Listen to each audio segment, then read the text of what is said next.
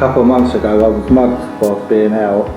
I lost it completely, and the police ended up bounding me up, hog-tying me and putting me in the back of the van, taking me up to the custody centre where I stayed on the floor face down for 8 hours before I was seen by a doctor. I had to fight everywhere, every part of the way to get any kind of help around my mental health. Unfortunately, I've had my problems since the mid-90s, and in all that time I've only had 4 constructive hours of therapy. I've been so psychotic and not known quite who I am that I've slept on the street of Brighton for 2 days and ended up getting picked up by the police, sectioned, thrown in a cell for the night. Telling me that, you know, even in his family he gets stigma that he won't be asked to help with things because it's like, oh, he won't be able to do it, sort of thing. You know, and I'm more than just the illness. You know, there's other sides to my life, you know, sort of a sister, an auntie. But when people hear, you know, you've got mental illness, that's you. People who suffer from mental health problems face a bewildering array of symptoms, assessments and treatments. Added to this is the serious issue of a stigma and prejudice attached to their illness. How can perceptions change, and how would we go about trying to heighten the awareness of our understanding of mental health stigma? I think we come from a very recent cultural history of mental illness being seen as weak, as bad behaviour, and being very heavily stigmatised. But this idea that it's something that only happens to certain people is really, really not even accurate. I read a postcard from Mind that said if your car breaks down you can get help within an hour, but if your head breaks down it usually takes about 18 months to get to the help that you need.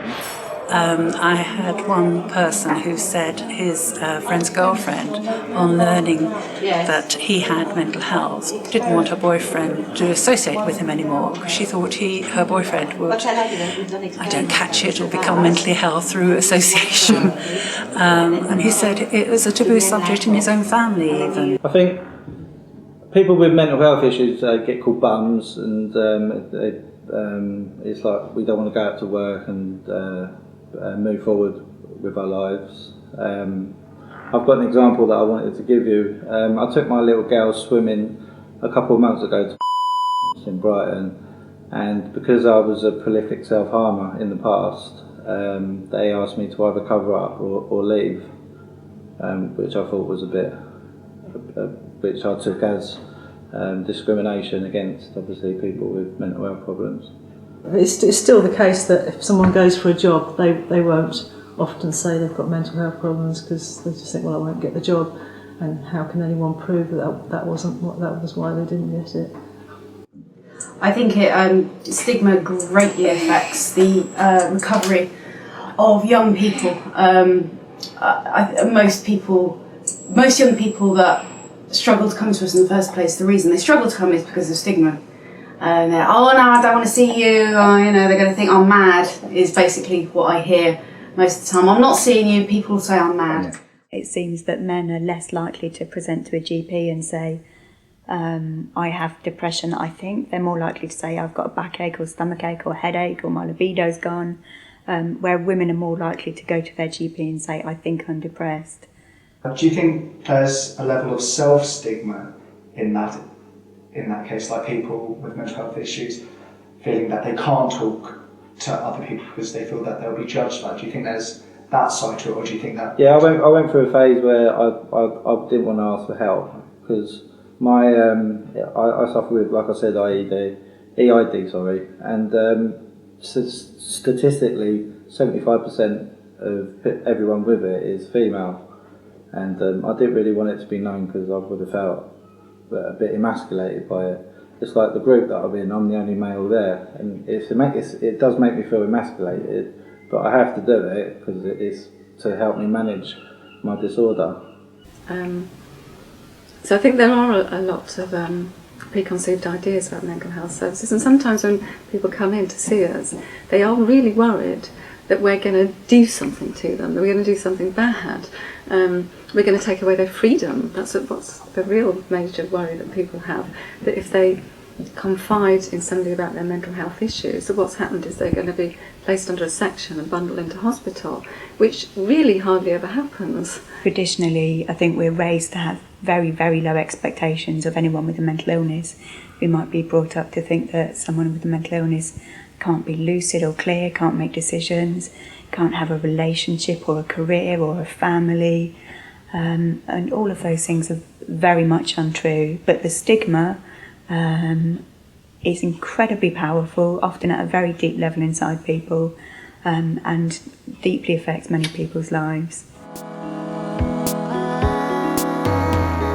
Can educating the public help us to understand the negative effect that prejudice has on the recovery of the people who suffer from mental health problems? It's got to be schools, I would think, really, get people aware at an early age. Because, I mean, through my ignorance, really, I mean, before I was taking it, I had no real experience of mental health, you know. You heard these words bandied about at school and things like that, but nothing particularly educational from it, you know. So, no, I think that would be great, get people go around talking to schools as well. And again, with the proactive side, help people, help children perhaps not fall into the traps that a lot of my generation have fallen into. How would I reduce stigma? It's got to start in schools. It has to start in schools. Mental health, good mental health issues, problems, illnesses have to be seen as normality, as part of life. I suffer with stress-induced psychosis, which my partner can't handle sometimes, and if she can't get hold of an emergency psychiatrist, the next thing she does is phone the police. Now, I don't get treated like a normal person, I get treated like a criminal. It would be great, and in many hospitals there is a section 136 suite, Room, yeah. which is like a room where people who have been sectioned by the police can be put safely. And the A&E staff and police don't understand the actual backgrounds, they're just there to stop the situation, and they don't look at the reasons behind. So you get, I mean, a few weeks ago I actually ended up in the police station, basically because I'd been sectioned with the police, and another problem at section 136 wasn't open, they didn't have enough staff, so I ended up going to the police station and being totally strip searched. Unfortunately, there's not 20 of these rooms. There's one. So if 3 people have already been found on the street suffering from apparent mental health problems and causing a disturbance and being a risk to themselves or other people, if the section 136 suites are already full, they end up in the police cells because there is nowhere else safe to put them. And I think that is a horrible experience. Someone to have the police turn up at a situation and take control can be very frightening, particularly if that person's concerned that their rights might be removed under the Mental Health Act, or if they're concerned about being restrained. So you can understand that from both sides, feelings could escalate and the situation could be very difficult. I think if the police can have people like a vice squad, a community liaison officer, then maybe they should train some of their force in mental health issues, so that when they do go to people's houses, they can help people with mental health issues. We've trained a number of Sussex police officers in suicide intervention skills, and we found that has meant that the police have responded extremely well when we've phoned them up about someone, for example, who's on the edge of Beachy Head Cliff. The police have been amazing. They've liaised with us really closely. They've been very compassionate and considerate of a person's needs. Do we need the officers to turn up in plain clothes? Is there a risk if it's a man rather than a woman who approaches? So we found that bit of understanding has really helped to improve a service in that particular area. The media is constantly mentioned in relation to its attitude to mental health in its reporting. Is it balanced coverage or sensationalism? If the people who run the media actually empathise more and not just used as sensationalism, then I think it would it would come across and people would understand. Because it's an easy option in the intellect to think, oh well, that person who suffers from that is fear, to be fear them. And I think sometimes it is natural to fear people who are different or behaving differently. And it's understandable as well, but I don't think stigmatising a person is the answer. Whenever people are trying to tackle stigma, the first thing they say is the word stigma. I do feel like if we could change that, we could be a little bit further ahead. It's very negative, and it's always the stigma attached to mental health rather than mental health. Just everyone's got mental health, whether it's a positive or a negative thing for them. And I do feel like we should be trying to create awareness around mental health rather than avoid it, stopping stigma. People were praising Hollyoaks for their story about psychosis just because they'd mentioned psychosis at all within a drama, but it was still this big freaky thing. And as someone who works in a service for psychosis, it's very rarely that exciting, and it's usually just a bit difficult to deal with. Tabloids, for example, the red tops get away with using front page language like schizo, psycho, nutter, etc. when they're talking about someone with a mental illness. If they were using words, which I won't use here, racist words, for example, or very sexist words, they wouldn't be allowed to, or that would be considered discriminatory under current legislation. At the moment, however, their legislation doesn't exist to prevent that kind of language from being used, and I think it really does impact on people's lives. Well, before I came here, I was drinking, I was cutting myself, I had suicidal thoughts. I had no purpose, and I watched a lot of Jeremy Kyle. But since I've come here, I've got a routine. My hygiene's improved. My motivation, inspiration, all the good words that end in ation have improved. And I hope to move on from here to.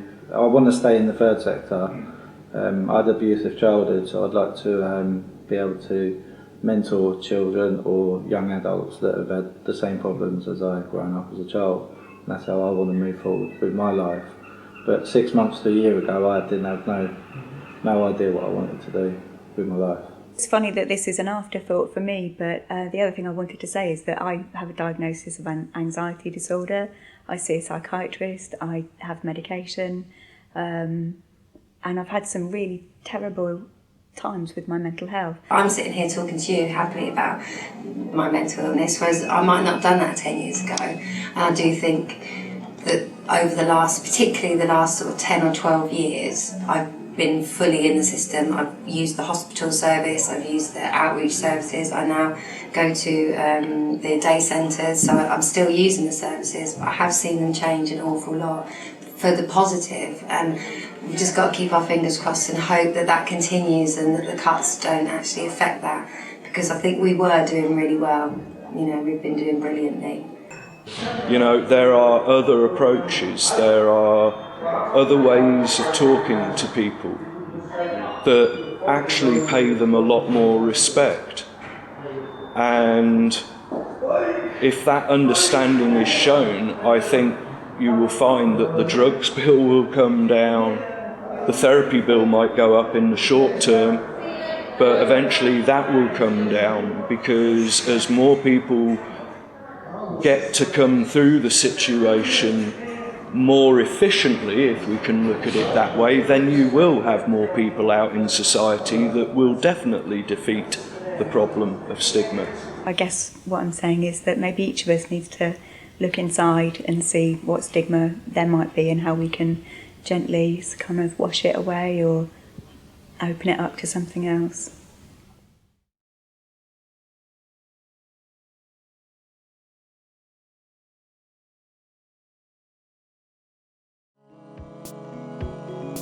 The Mental Health Action Group hope that this film highlights the damaging impact for the individual of being treated in a stigmatising and discriminatory way. If you or someone you know is struggling with their well-being or emotional support needs, they might be feeling scared, confused or alone. please let someone know. You can talk to your GP, a friend, a family member, or by contacting one of the support organisations listed. Talking to someone is the first step in getting help.